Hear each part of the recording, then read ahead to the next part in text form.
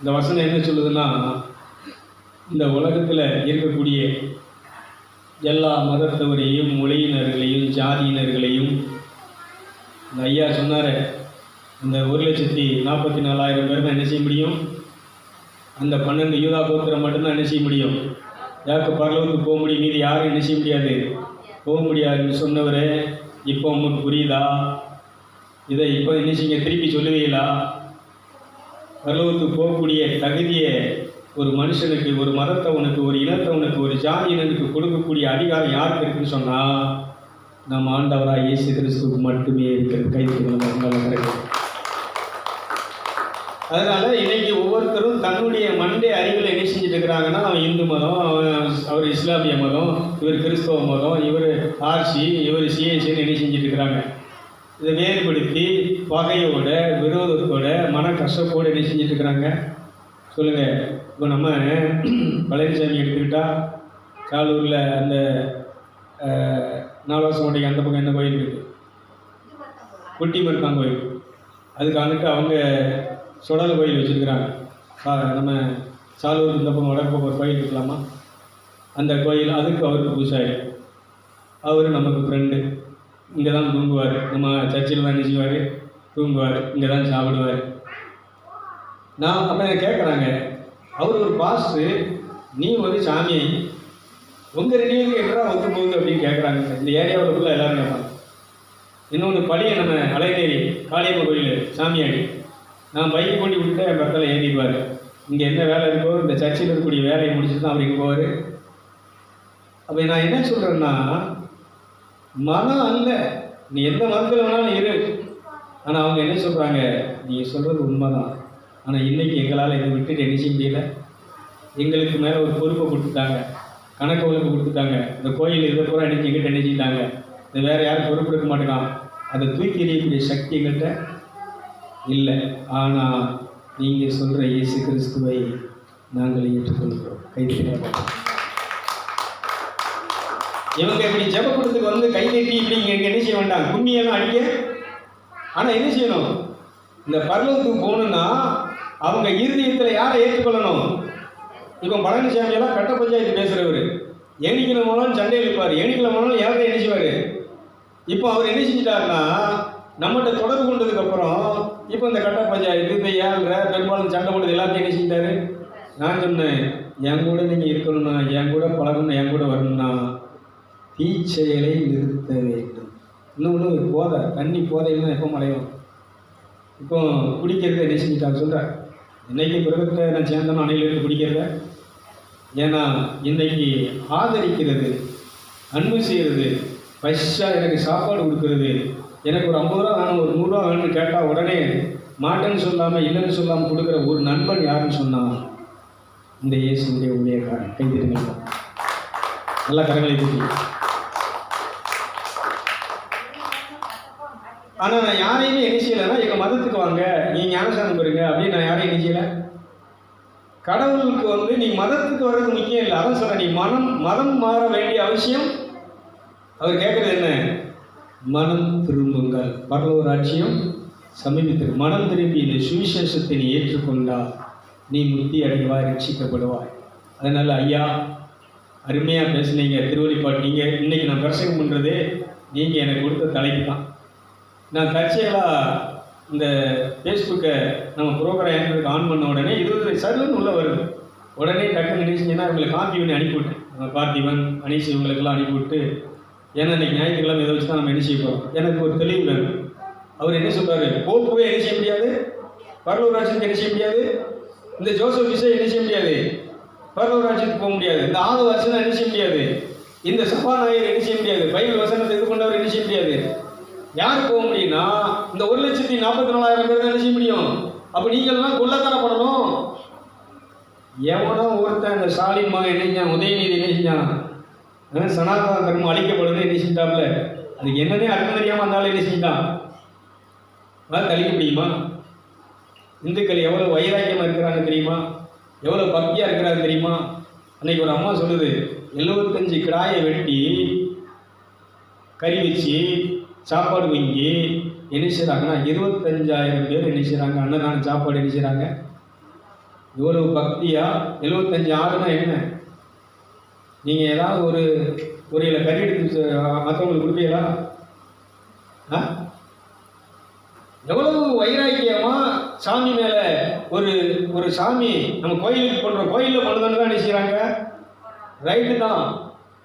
ஆனால் பைபிள் சொல்லுது 1,20,000 ஆடுகள் 10,000 ஆடுகள் வெட்டி கோயிலில் பலியிட்டு இது பண்ண அந்த பலியை இந்த இயேசு கிறிஸ்துடைய பலிக்கு முன்பாக சீரோவாகி விட்டது. கைதிகளை பார்ப்போம். இந்த 1,20,000 ஆடுகளும் இந்த 10,000 ஆடுகளும் உன் சாபத்தை நீக்காது, உன் பாவத்தை நீக்காது, செத்து போன மரணத்திலிருந்து இந்த ஆன்மாவை ஆவியை நீக்காது, உயிர் நீக்காது.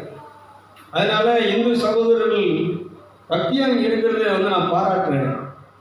ஆடுகளை இந்த மாதிரி வெட்டி நீங்கள் மூட கணக்கில் அரிசியை பொங்கி ஊரோட சாப்பாடு போட்டு இது பண்ணுறதை பாராட்டுறேன். இன்னைக்கு ரங்கசமுத்திரத்தில் திருவிழா, ஒரு வாரம் 10 நாள் என்ன தான் சாப்பாடு தானே, ரைட்டு தான். சாப்பாடு, பூசை, வழிபாடு, சப்பரம், தேர்பவனி எல்லாம் ரைட்டு தான். ஆனால் என்ன கிடைக்காது? ரட்சிப்பு, சாபத்திலிருந்து விடுதலை, பாவத்திலிருந்து விடுதலை கிடைக்காது. எங்க இந்த இயேசு நாம நெத்தியில் என்ன செய்யப்படாது? நீ யார் நாமத்தை இது பண்ணல. இன்னைக்கு இந்த அந்தி கிறிஸ்து காலம் ஆரம்பிக்கிறது. இந்த எக்காலம் ஊதி இந்த வெட்டுக்களில் ஊதப்பட்டுனா ஒன்னை கொட்டும். 6 மாசத்துக்கு நீ எங்க இருக்க போற? நரக வேதனையில் என்ன செய்ய போற? அதனால இந்த பைபிள் என்ன சொல்றதுன்னா, மனம் திரும்பி இந்த ஆண்டாரா இயேசு கிறிஸ்து எதுக்கு பறந்தாரு, எதுக்கு அவரு கிறிஸ்தவ மதத்துல நீ அவரை உச்சரிச்சுட்டாப்புல பூசை வச்சு சும்மா இது பண்ணிட்டாப்புல இதை பண்ணக்கூடாது, இதை நீ அறிக்கை பண்ணணும். இதை பைபிள் வசனம் சொல்லுகிறது. வாசிக்க பார்ப்போம். 9ஆம் அதிகாரம் 4ஆம் வசனத்துக்கு 4ஆம் வசனம் 5ஆம் வசனத்தை மட்டும் வாசிக்க பார்ப்போம். திருவெளிப்பாடு 9:4-5 மறுபடியும் வாசிங்க. பூமியின் புல்லையும் பசுமையான எந்த பூண்டையும் எந்த மரத்தையும் இயற்கை எதையுமே சேதப்படுத்தாமல் தங்கள் நெற்றிகளில் தேவனுடைய முத்திரையை தரித்திராத மனுஷன் மாத்திரம் சேதப்படுத்த அவைகளுக்கு உத்தரவு கொடுக்கப்பட்டது. மேலும் அவர்கள் கொலை செய்யும்படிக்கு அவைகளுக்கு உத்தரவு கொடுக்கப்படாமல் 5 மாதம் அளவும் அவர்களை வேதனைப்படுத்தும்படிக்கு உத்தரவு கொடுக்கப்பட்டது. அவர்கள் செய்கிற வேதனை, அவைகள் செய்யும் வேதனை தேளானது. தேளு மனுஷனை கொட்டும் போது ஒரு கைது, நல்ல கைது, நல்லா கவனிச்சுக்கோங்க. தேளானது ஒரு மனுஷனை கொட்டினா எப்படி வரைக்கும் இது மாதிரி என்ன செய்யும்? 5-6 மாதத்துக்கு என்ன செய்யும்? அன்னைக்கு சாபம் தேடி ஓடுவாங்க. சாபம் வராதான்னு சொல்லி என்ன செய்வாங்க? ஆண்டவரே, அதை வாசிமா சிஸ்டர், நீங்க வாசிப்பா. அந்நாட்களில் மனுஷர்கள் சாவை தேடியும் அதை காணாதிருப்பார்கள். சாக வேண்டும் என்று சொல்லி ஆசைப்படுவார்கள். சாவு அவர்களுக்கு விலகி ஓடி போகும். அந்த வெட்டுக்கிளியினுடைய ரூபம் யுத்தத்திற்கு ஆயத்தப்படுத்தப்பட்டிருந்த குதிரைகளுக்கு ஒப்பாய் இருந்தது. அவைகளுடைய தலைகளின் மேல் பொன்மயமான கிரீடம் போன்றவைகள் இருந்தன.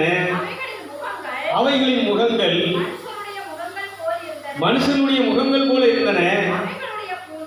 அவைகளுடைய கூந்தல் எப்பா ஸ்திரீகள் பொம்பளையாள்கள் கூந்தலை போட்டு வச்சிருக்கீங்களா? முடி இது மாதிரி இருந்தன. அவைகளுடைய பற்கள் மிருகங்களுடைய பல்லை போல இருந்தன. சிங்கங்களை சாதம் இருங்க, நல்லா நீ கவனிச்சுங்க. இப்படி ஒரு உருவம் உங்க முன்னால வந்தாலே என்ன ஆகும்? நல்லா கவனிச்சுக்கோங்க. நீ எந்த மதத்தில் வேணாலும் இருந்துப்போ, நீ என்ன நிலையில வேணாலும் இருந்துப்போ, எவ்வளவு பெரிய பாவியா வேணாலும் இருந்துப்போ, நம்ம நம்ம ஸ்டாலின் அவர்களாக இருக்கட்டும், அவருடைய பையன் உதயநிதியாக இருக்கட்டும், இல்லை எடப்பாடியாக இருக்கட்டும், இல்லை இந்த அமைச்சர்களுடைய எல்லா அமைச்சர்களும் மந்திரிகளுக்கும் சொல்கிறேன், இந்த நிலையிலிருந்து நீ தப்பிக்கணும்னா இன்னைக்கு மனம் திரும்பி நீங்கள் கொள்ளையடிச்சது, நீங்கள் தானம் பண்ணாமல் போனது, தர்மம் பண்ணாமல் போனது எல்லாமே இருக்கட்டும். ஆனால் இன்றைக்கி ஆண்டவர் என்ன கேட்குறான்னா, மனம் திரும்பிட்டீங்கன்னா இந்த ஜோசப் விஜய்க்கு இந்த இறை அரசுக்கு இடைஞ்சல் பண்ணாமல், தடை பண்ணாமல் உதவி செய்ய, நல்லது செய்ய ஆரம்பிச்சிட்டிங்கன்னா மனம் திரும்பி இதே போல் நம்மளும் நல்லது செய்யணும், தானத்தை பண்ணணும். இன்னொன்று சொல்கிறேன், ஒரு தர்மம் பண்ணுற, தானம் பண்ணுற மனுஷனை கடவுள் நினைச்சா கூட அழிக்க முடியாது. கை தட்ட மாட்டேங்க, நல்லா கடவுள். இதை நீங்கள் ராமாயணத்தில் மகாபாரதத்தில் பார்த்தீங்கன்னா கர்ணனை பற்றி பார்க்க முடியும். கர்ணன் ஒரு தானம் பண்ணக்கூடிய, தர்மம் பண்ணக்கூடிய ஒரு மகான். காலையில் எழுந்த உடனே அவன் போய் எரிசிவான குளிச்சுட்டு அதிகாலையில் தேவனை தரிசித்து அந்த ஒவ்வொரு நாளுக்குரிய அப்பத்தை, ஆகாரத்தை இறைவன்கிட்ட கேட்டு இன்றைக்கி தானம் செய்யக்கூடிய, தர்மம் பண்ணக்கூடிய மனசாட்சியை, அதுக்குரிய தேவையெல்லாம் தேவனே நீர் எனக்கு என்ன செய்கிறீர் தருகிறேன்னு சொல்லி கேட்டு வாங்கிட்டு குளிச்சுட்டு அவர் காலை அந்த இறை வழிபாட்டை முடிச்சுட்டு வந்து நிற்கும்போது யார் என்ன கேட்டாலும் இல்லை என்று சொல்லாமல் அள்ளி கொடுக்கும் தர்மவான், தானம் பண்ணக்கூடிய ஒரு கருணை உள்ள ஒரு மனுஷன். அந்த மனுஷனுக்கு ஒரு கைதிக்கு எழுச்சிங்கள நல்லா கருணை போட்டு. இவருடைய தானங்கள் அதிகமாயிடுச்சு. ஒரு நாள் கிருஷ்ணன் அர்ஜுனன்டே சொல்கிறாரு, நீ கர்ணனை ஞானவான், அவன் பெரிய வல்லல்னு சொல்லி நீங்கள் புகழ்றீங்கன்னு சொல்லி நீ வருத்தப்படுறீங்க. இன்னைக்கு ஒருத்த மலை மாதிரி என்ன செஞ்சிருக்கு, செல்வம் குமிஞ்சிருக்கு. இந்த செல்வத்தை நீ தியானம் பண்ணிட்டு இன்னைக்கு சாயங்காலத்துக்குள்ள, காலையில் 6 மணிலேருந்து சாயங்காலம் 6 மணிக்குள்ள நீ என்ன செய்யணும், காலி பண்ணணும் அப்படின்னு சொல்லி கிருஷ்ணன் என்ன செய்கிறாருன்னா இந்த அர்ஜுனனுக்கு என்ன செய்கிறார், உத்தரவிடுகிறார். சரின்ட்டு இவங்க நினைச்சாங்க, எல்லாத்தையும் கூப்பிட்டு மக்களுக்கெல்லாம் என்ன செஞ்சுட்டு இருக்கிறாங்க, பெட்டி பெட்டியாக கூடையாக என்ன செஞ்சுட்டு இருக்கிறாங்க, அள்ளி தர்மம் பண்ணிட்டு இருக்கிறாங்க. ஆனால் சாயங்காலம் ஆகி என்ன செய்யலைன்னா பாதி கூட என்ன செய்யலை, காலியாக. அப்போ கிருஷ்ணன் கேட்குறாரு, என்னப்பா சாயங்காலத்துக்குள்ளே காலி பண்ண தோத்துட்டேன்னு அந்த காலி பண்ணலையே, நானும் காலையிலேருந்து நினைச்சிட்டு இருக்கிறேன், அள்ளி கொடுத்து தான் பார்க்குறேன், என்ன செய்ய முடியலை, காலி பண்ண முடியலை. அதனால நான் என்ன செய்கிறேன், தோல்வியை ஒத்துக்கிறேன் அப்படின்னு சொல்லும்போது கிருஷ்ணன் கர்ணனை கூப்பிடுவார். கர்ணா இந்த வா, இவங்க தோற்றுட்டாங்க, இந்தா பாதி மலை காலையிலேருந்து இவ்வளோ நேரம் நினைக்கிறாங்க, அள்ளியிலேருந்து பாதி தான் இருக்குது, இந்த பாதியை 1 மணி நேரத்தில் நீ என்ன செய்யணும், காலி பண்ணணும் அப்படின்னு உடனே அவர் கூப்பிட்டார். அந்த பூமியில் தானம் பண்ணக்கூடிய ஏழை அனாதைகளுக்கு ஒருத்தன் தொண்டு செஞ்சுட்டுக்கூடிய அவனை கூப்பிட்டு ஒரே நேரத்தில் வா, நீ எல்லாத்தையும் நீ செஞ்சுட்டு போய் எடுத்துகிட்டு போ, எல்லாத்தையும் நீ கொடுக்குற அந்த நல்ல மனிதர்களுக்கு, ஏழைகளுக்கு, அனாதைகளுக்கு ஆதரவு கொடுன்னு சொல்லி 5 நிமிஷத்தில் அந்த பாதி கும்பலை என்ன செஞ்சிட்டானா காலி பண்ணி, கிருஷ்ணனுக்கு நான் நீங்கள் சொன்னபடி என்ன செஞ்சிட்டேன், 5 நிமிஷத்தில் இதை என்ன செஞ்சிட்டேன், காலி பண்ணிட்டேன், ஜெயிச்சிட்டேன் வந்து நின்றார். ஒரு கைதிட்டு என்ன செய்கிறேன். நம்ம காணிக்க போடுறதே என்ன செஞ்சுட்டு இருக்கிறோன்னா ஒரு 10 ரூபாய் பிசிக்கு என்ன செஞ்சுட்டு இருக்கிறோம். இன்றைக்கி டீ வேணுன்னா கூட என்ன வேணும், ஹலோ இல்லைங்களா, தர்மம். இதே மாதிரி நம்ம ஜோசப் விஜயை பற்றி பேக்ரவுண்டு நியூஸ் வந்துருக்கு. இந்த முதலமைச்சர் ஆகிறதுக்கு முன்னாடியே ஏகப்பட்ட பேருக்கு அவர் என்ன செஞ்சுருக்கிறார், நான் உதவி செஞ்சு. இன்னொன்று சாய்பாபா கோயிலை கட்டுறதுக்கு ஒரு அம்மா போயிட்டு அந்த கோயிலே அவர் கட்டி கொடுத்துருக்கிறார். மதம்ல ஒரு அம்மா ஒரு பக்தியோடு நான் என்ன செய்யணும், இந்த வழிபாடு எங்கே பண்ணணும்னு நினைக்கிறேன், இந்த இடத்துல ஒரு கோயில் கட்டுன்னு நினைக்கிறேன், உதவி பண்ணுங்க, அந்த கோயிலை நானே கட்டித்தரேன்னு நினைச்சி. அந்த மாதிரி அதான் சொல்கிறேன், ஒரு ஆன்மீகவாதிக்கு மதம் முக்கியம், மதம் பெருசு, யார் பெருசு, கடவுள் பெருசு. கடவுளுடைய மனதில் இரக்கம், நம்முடைய ஆண்டவர் இயேசு இரக்கம் உள்ளவர், மனதுருக்கம் உள்ளவர், கருணை உள்ளவர். யார் அவரிடத்தில் உதவின்னு கேட்டாலும் உதவி கேட்கிற அத்தனை பேருக்கும் உதவி செய்வார். கைவிட்டுகளை பார்ப்போம், நல்ல கரங்களை பற்றி. இன்னைக்கு இந்து கோயில் கட்டுறவனும் அவர்கிட்ட கேட்குறான், கடவுளே இந்த கோயிலை கட்டணும்ப்பா, எனக்கு என்ன நன்மையான எந்த ஈவும் பூர்ணமான எந்த கொடைகளும் வரணும் எங்கிருந்து வருது? பிதாவின் இடத்திலிருந்து, ஜோதிகளின் பிதாவின் இடத்திலிருந்து. அன்னைக்கு கைதிட்டுங்களை நம்ம பிதாவுக்கு கைதிட்டு இருந்துச்சுங்களேன். ஒருத்தன் கொலை பண்ண போறான், கடவுளே நான் போலீஸில் மாட்டிக்கிடாம என்னை காப்பாத்துன்னு சொல்லி நினைச்சுதான். ஒருத்தன் கொள்ளையடிக்க போறான், ஆண்டவரே எங்களை என்ன செஞ்சிரு, போலீஸ் பிடிச்சிடாம இந்த வீட்டுக்காரன் பாத்துறாம எங்களை என்ன செஞ்சிரு. பைபிள் சொல்லுகிறது, தேவை நிறைந்த மனிதர்கள் எல்லோரும் பெரும் தேவைகளோடு இயேசுவினிடத்தில் வந்தார்கள். அத்தனை பேருடைய குறைகளை நிறைவாக்கி, அத்தனை பேருடைய தேவைகளை சந்தித்து அவர்களை திருப்தியாக விட்டு கிடைக்கினார். கைதிட்டுகளை நல்ல கருத்து. இதான் யாரு?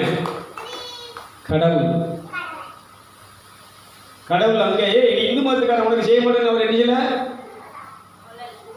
நீ முருகன் கோயிலுக்கு போயிட்டு வந்த, அதனால நீ உன்னை தோக்க வச்சவனே அவர் என்ன செய்யல? நீ அல்லா கோயிலுக்கு போயிட்டு வந்த, அதனால உன்னை தோக்கடிப்பேன்னு என்ன செய்யல? நீ ஆசி கோயில திருச்சியில் என்ன செஞ்ச, முழங்கால நடந்துட்டு போன என்ன செய்யல? அந்த சிலையில் இருக்கிற இடத்துக்கு போன, அதனால உன்னை தோக்கடிப்பேன்னு என்ன செய்யல? அந்த கடவுள் எதை பார்க்கிறார்னா இதயத்தை பார்க்கிறார். கைதிட்டுகளை பார்ப்போம். இதயத்தில் சுத்தம் உள்ளவர்கள் பாக்கியவான்கள், இரக்கம் உள்ளவர்கள், மனதுருக்கம் உள்ளவர்கள், ஏழைக்கு இறங்குகிறவன். கடவுளுக்கு கடன் கொடுக்கிறான். நான் பசியா இருந்த பொழுது எனக்கு என்ன கொடுத்தீர்கள்? நான் ஆடை இல்லாமல் இருந்த பொழுது எனக்கு என்ன கொடுத்தீர்கள்?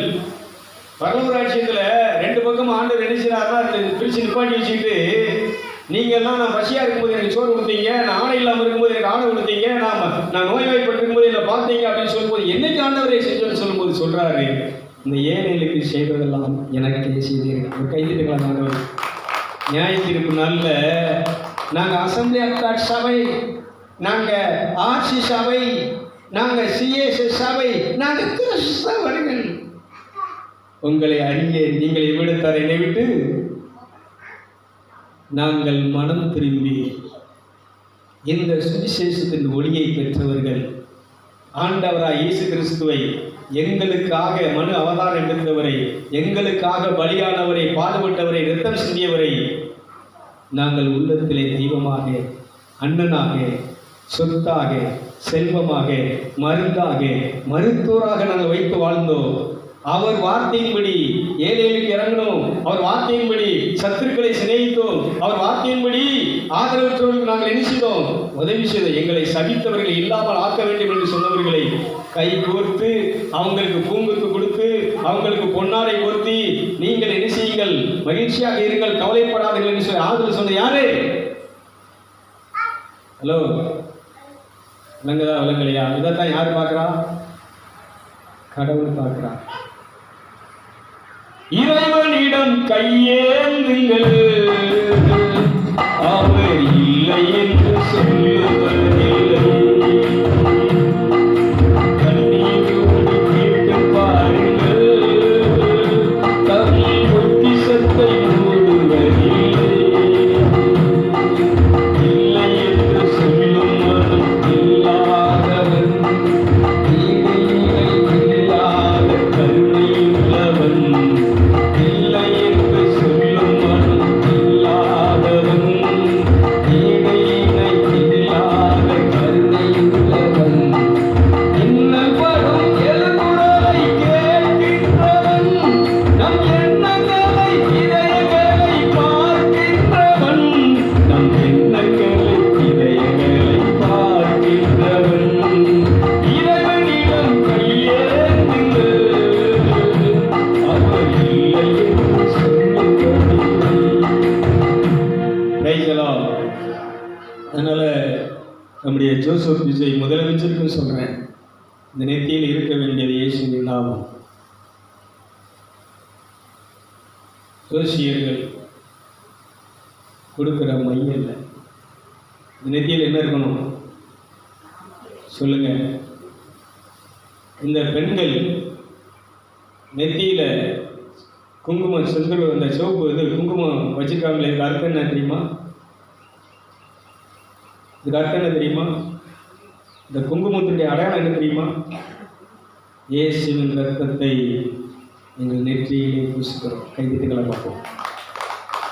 உபாகமம் 6ஆம் அதிகாரம் 6ஆம் வசனம் சொல்லுகிறது, இந்த இரத்தத்தை, நாட்டுக்குட்டியின் இரத்தத்தை உங்கள் வீட்டு நிலைக்கால்களிலே மேல் சட்டத்திலே, உங்கள் நெற்றியிலே, உங்கள் பிள்ளைகள் மேலே, எல்லார் மேலேயும் பூசுங்க. சங்கார தூதுவனுக்கு அங்கே என்ன இல்லை? ஹலோ, விளங்குதா விளங்கலையா? அதனால் இந்த வெட்டுக்கிளிகள் என்றைக்கு வேணாலும் வரலாம். நாளைக்கு கூட என்ன செய்யலாம்? இந்த அன்னிகிறிஸ்து ஆட்சி எப்போ தொடர்ந்து என்ன செய்ய முடியாது. இறுதி காலத்தில் இருக்கும். இந்த 5 வருஷம் விஜய் ஆட்சி முடியறதுக்கு முன்னால் கூட என்ன செய்யலாம்? வரலாம். அதனால் நம்ம முதலமைச்சர் தப்பணும்னா, அந்த வேதனையிலேருந்து தப்பணும்னா, இந்த நெத்தியை புருவ மத்தியை தூக்கி உங்கள் நாமத்தை என் நெத்தியில் என்ன செய்யும்? மையல்ல யார் என்ன இருக்கணும் சொல்லுங்கள். ஆனால் ஒரு ஆன்மீகவாதி அவர் பார்த்தீங்கன்னா பெரும்பாலும் அவர் கை என்ன செய்யும்? இதெல்லாம் இருக்கும். இந்த இதில் இருக்கும். இது ஒரு முத்திரை. சில சக்தி வாய்ந்த முத்திரைகளை சில ஆன்மீக பயிற்சிகளை பண்ணக்கூடிய ஒரு மனுஷங்கிறத நாங்கள் என்ன செய்யணும்? ஆவியில் உணர். நம்மளை மாரி ஏதோ வந்து வெளியே வந்தால் சாவலாம் அப்படிலாம் என்ன செய்யலை. இல்லை, சில ஒழுக்கங்கள் இருக்குது, சில பயிற்சிகள்லாம் இருக்குது. இதில் ஒரு சித்தரோட அவர் வந்து ஒரு ஆன்மீகத்தில் உள்ள ஆள் தான். நீ முதலமைச்சர் ஆகணும்னு யார் சொல்ல முடியும்? சொல்லுங்கள். அவர் தான் சொன்னார். அதனால தான் அவர் என்ன செஞ்சார்? ஆலோசகராக, ஆன்மீக ஆலோசகராக ஒரு பதவியில் என்ன செஞ்சார்? அது விமர்சனம் பண்ணாங்கன்னா அவர் நினைக்கிட்டார், அதை மாற்றிட்டார்.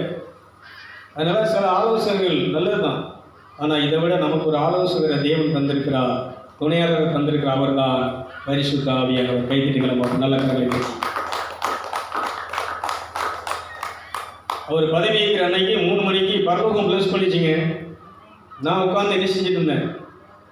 3 மணிக்கு எழுந்திரிச்சு முகத்தெல்லாம் கழுவிட்டு பல்ல விளையிட்டு ஒரு காப்பியை கடுகாப்பியை குடிச்சிட்டு உட்கார்ந்துருக்கும்போது உள்ளுக்குள்ள அதே ஒரு ஆவியில் கண்ணாலே வருது.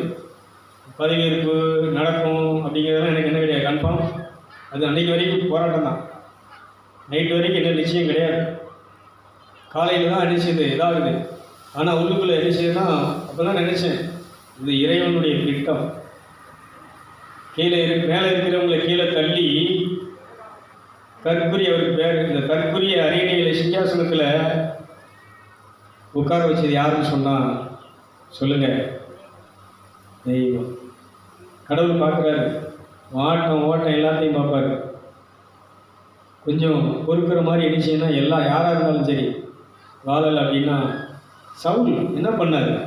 தான் இருக்கிற அகன்று தான், நம்மளை யாரும் என்ன செய்ய முடியாது, பண்ண முடியாது அப்படிங்கிற சவுலுக்கு என்ன செஞ்சார்?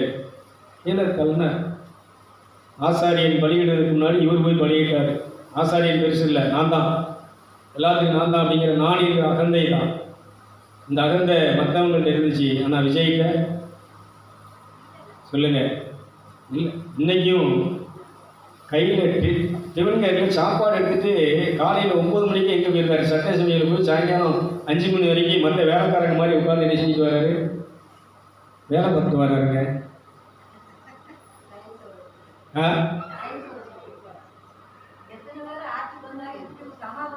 சரி கவனிங்க, நான் இதை என்ன சொல்கிறேன்னா, எல்லாருமே பாராட்டாங்க இது வரைக்கும்.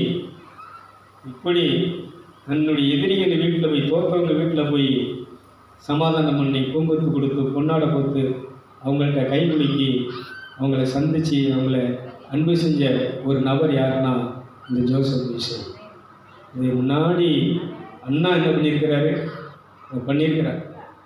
அதனால் சில முன்னால் வாழ்ந்த உங்களுடைய வரலாறுகளையும் அவர் என்ன செய்கிறாருன்னா பார்த்து படித்து நிதானமாக கொஞ்சம் யோசித்து பண்ணுறார். இதே போல் மௌனமாக இருந்து யார் என்ன பேசினாலும் பதில் சொல்லாமல் நாங்கள் இருதயத்தில் ஆவியில் என்ன வருதோ அதை மட்டும் பயன்படுத்தினார்னா, அதான் சொல்கிறேன், இறைவன் என்ன சொல்கிறாரோ ஒன்று அரியணையில் உட்கார வச்ச அந்த ஆவியின் தூண்டுதலால் ஒருத்தங்க இதை பண்ண ஆரம்பிச்சு. இன்னும் சொல்கிறேன், இவ்வளவு கஷ்டத்துலேயும் இந்த இதை பதவி ஏற்று பண்ணணும்னு நினைச்சா பைபிள் சொல்லுது, கிறிஸ்துவனுடைய அன்பு என்னை நெருக்கி ஒன்று தாங்க லட்சம். இன்றைக்கி நான் ஊழியம் பண்ணுறேன்னா இது ஒன்று தான். அவருடைய அன்பு இதை பண்ணிகிட்டு இருக்கு, செய்ய சொல்லி தூண்டிகிட்டு இருக்கு. அதனால் என்ன செஞ்சிட்ருக்கேன்? விஜய் இந்த மாதிரி மக்களுடைய பணத்தில் சாப்பிட வேண்டியதும் இல்லை, வாழ வேண்டியதும் இல்லை, எல்லாமே இறைவன் எனக்கு கொடுத்துருக்கான். இன்றைக்கி என் ஊரில் இருக்கக்கூடிய சொத்தை கொடுத்து என்ன செய்யலாம்? 40 லட்ச ரூபாய்க்கு என்ன செய்யலாம்? நான் என்ன சொல்கிறேன்னா, கடவுள் எல்லாத்தையுமே வச்சுருக்கிறான். எதுக்கு கொடுத்துருக்குறான்? தானங்களை பண்ணும், தர்மங்களை பண்ணும்படியா. ஒரு அலையிலே சொல்லுங்க, நல்ல சுத்தமாக சொல்லுங்க. அதனால் இதுதான் அன்றைக்கி இறை வழிபாடு. அதனால் இறை வழிபாடுனா என்னென்னா, இன்றைக்கி பெரும்பாலும் முடிக்கிறேன், மதத்தில் இருக்கிறோம். என்ன அந்த ஆள் சொன்னதும் சரிதான்.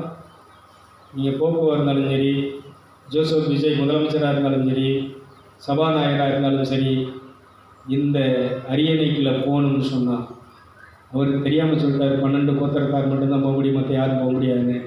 ஆனால் இயேசு இங்கே வெளிப்படுத்தின சுவிசேஷத்தில் அதே யோவான் எழுதுகிறார், இந்த ஆட்டுக்குட்டியின் இரத்தத்தினால் கழுவப்பட்டவர்கள், இந்த முத்திரையை 7 முத்திரையை உடைக்கும் அதிகாரத்தை உடைய யூதா கோத்திரத்து சிங்கம், குலத்திலே உள்ள சிங்கம் நம்ம ஆண்டவராக இயேசு கிறிஸ்து. கைதிகளை நல்ல கடவுளை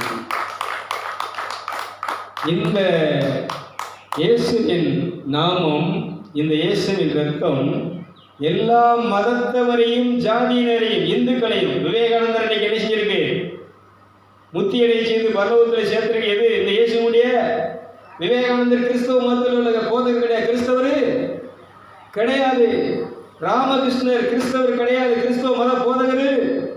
ஆனால் இவங்கெல்லாம் எங்கே இருக்கிறாங்கன்னு சொன்னால், இந்த இயேசு ரத்தத்தால் கழுவப்பட்டு இந்த நாமம் என்கிற இந்த முத்திரையை நெத்தியில் பதிக்கப்பட்டு இவரால் தான் முத்தி உண்டு அப்படின்னு சொல்லி இந்த உலகத்துக்கு பகிரங்கமாக இந்த சுவிசேஷத்தை அறிவித்த இயேசுடைய சீடர்கள். கைதிகளாமா நல்லா கருத்து. எதுக்கு இந்த இந்து வெறியர்கள் என்ன சொல்ல போகிறீங்க? சாதாரண மக்கள் பாவம், அவங்க அன்றைக்கி நினைச்சுறாங்க, சாமி கும்பிடுறாங்க, கடவுளை கும்பிடுறாங்க, சாமி கடவுள்னு சொல்லி எழுதிட்டு இருக்கிறாங்க, கும்பிட்டு இருக்கிறாங்க. இவங்களுக்கு இன்னைக்கு வழிநடத்த ஆள் விவேகானந்தர் மாதிரி ஆள், ராமகிருஷ்ணன் மாதிரி ஆள். இவங்களுக்கு வருமானம் வருதா? ஐயா ஒரு 5000 ரூபாய்க்கு பட்டி செலவு ஊற்றி கையில் தாம்பலம் வச்சு 2 தேங்காய் இன்னைக்கு குறைஞ்சது 25 ரூபா போட்டாலும் என்னாச்சு? 50 ரூபா ஆச்சு. ஒரு சீப் பழம் என்னாச்சு சொல்லுங்க? வேற சந்தனம், அந்த இதுக்குரிய திருநீர் எல்லாத்தையும் இன்னொன்று அந்த ஐயருக்கு என்னது காணிக்க 500, 1000, 2000 இவ்வளோத்தையும் வச்சு கொண்டு போய் ஐயருக்கு கொடுத்து ஐயர் மணி ஆட்டி அவர் உடைச்சி தேங்காய் உடைச்சி அவர் என்ன செய்கிறாரு? இது பண்ணி உங்கள் கையில் கொடுக்குறாரு. உனக்கும் இந்த இதுக்கு என்ன இருக்குது? வழிபாட்டுக்கு ஏதாவது சம்மந்தம் இருக்கா? தொடர்பு இருக்கா? நீங்கள் கோயிலுக்கு போகிறீங்க, அவங்க கையை தட்டு சொன்னால் கை தட்டுறீங்க, பாட்டு பாட சொன்னால் என்ன செய்றீங்க? பாட்டு பாடுறீங்க. அலையிலேயே சொல்லு, பெரிய இல்லையான்னு சொல்லு. இப்படி நம்ம என்ன செஞ்சுட்டு வரோம்? இங்கே ஆட்சியில் எடுத்துக்கிட்டிங்கன்னா எங்கள் வைக்கக்கூடிய இந்த சடங்குகள், புனிதர்களுக்குரிய மன்றாட்டுகள், இது ஜெபமாலை, இந்த மே மாதம் ஃபுல்லாக எல்லா கோயிலும் நடந்துட்டுருக்கு. திருவிழா நடந்துச்சு. சப்பரம் தூக்கி சாப்பாடு போட்டு இன்றைக்கி எங்கள் ஊரில் இருந்து என் மருமகன் ஃபோன் பண்ணார், மாமா இன்னைக்கு திருவிழா, நேற்று இன்னைக்கு திருவிழா ஊரில் போகிற இன்னைக்கு என்னது சாப்பாடு, கறி விருந்து தான். நான் சொன்னேன், மருமகனை ரைட்டு தான், அந்த வழிபாட்டை கூட்டத்தையே வெறுக்கிறேன்னு சொல்கிறாரு, உன் திருவிழாவில் நான் அருவருக்கிறேன்னு சொல்கிறாரு, உன் காணிக்கையில் நான் அருவருக்கிறேன்னு சொல்கிறாரு, நீ அங்கே போடுற சாப்பாடும் எல்லாம் அணுதான். இதே மாதிரி ஆண்டவருடைய ராட்சியம் பரவுவதற்கு மனம் திரும்பி மக்களுக்கு, இந்த ஏழை எளிய மக்களுக்கு நீ அன்னதானம் பண்ணி சாப்பாடு கொடுத்து இந்த மாதிரி அவங்க மனசை குளிர பண்ணி அவங்க வயிற்று பசி ஆற்றி விட்டேன்னு சொன்னால் அந்த பரலோகத்தில் மகிழ்ச்சி, சந்தோஷம். கைதிரி நம்ம நல்ல கரெக்ட், நல்ல கைதி. சரி, அதனால் மனம் திரும்புவோம். அதனால் ஐயா நீங்கள் ஒரு வார்த்தையை சொல்லி என்ன செஞ்சிட்டீங்க? யாரும் பரலோகத்துக்கு போக முடியாதுன்னு சொல்லி ஈஸியாக சொல்லி விட்டீங்க. இல்லை, எல்லாத்தையும் உங்களையும் நீங்களும் மனம் திரும்பி இந்த ஆண்டவராக இயேசு கிறிஸ்துடைய பேரை உங்கள் வாயில் சொல்லி உங்கள் நாமத்தை என் நெத்தியில் கற்பித்து இந்த வெட்டுக்கிளிகளுக்கு தப்பித்து சாபத்திலிருந்து என்னை காப்பாற்றி, பாவத்திலிருந்து என்னை காப்பாற்றி, மரணத்திலிருந்து என்னை காப்பாற்றி அந்த நிலையான வாழ்க்கையில், அந்த நீடிய வாழ்க்கையில் என்னை அமரப்பண்ணுன்னு சொல்லி இந்த இயேசுவின் இடத்துல நீங்கள் கையேந்தினால் உங்களை நீ பேசின உண்மை என்ன செய்வார்? பரலோகத்திலே சேர்ப்பார். கைதிட்டுக்கலாம் பார்ப்போம். அவர் சொல்கிற கணக்கு அவருக்கு என்ன இல்லை, பரலோகம் போகிற நம்பிக்கை அவருக்கு இல்லாதனால தான் அதை பேசுகிறாரு. நான் சொல்கிறேன், உண்மைக்கு உண்டுன்னு சொல்கிறேன். யாரெல்லாம் கடவுளை வெறுத்தீர்களோ, இல்லைன்னு சொன்னீங்களோ, நீங்கள் கடவுள்கிட்ட போகிறது பொய், முட்டாள்தனம்னு சொல்கிறீங்களோ, அத்தனை பேரையும் கடவுள் மன்னித்து அவர் அரவணைத்து அன்பு செய்து அவர் அனைவரையும் என்ன செய்கிறார்? பரலோகத்தில் சேர்க்க நல்லவராக இருக்கிறார். பிரைஸ் எல்லாம். அதனால் இப்போ ஒரு 5 நிமிஷம் ஒரு பிரேக்.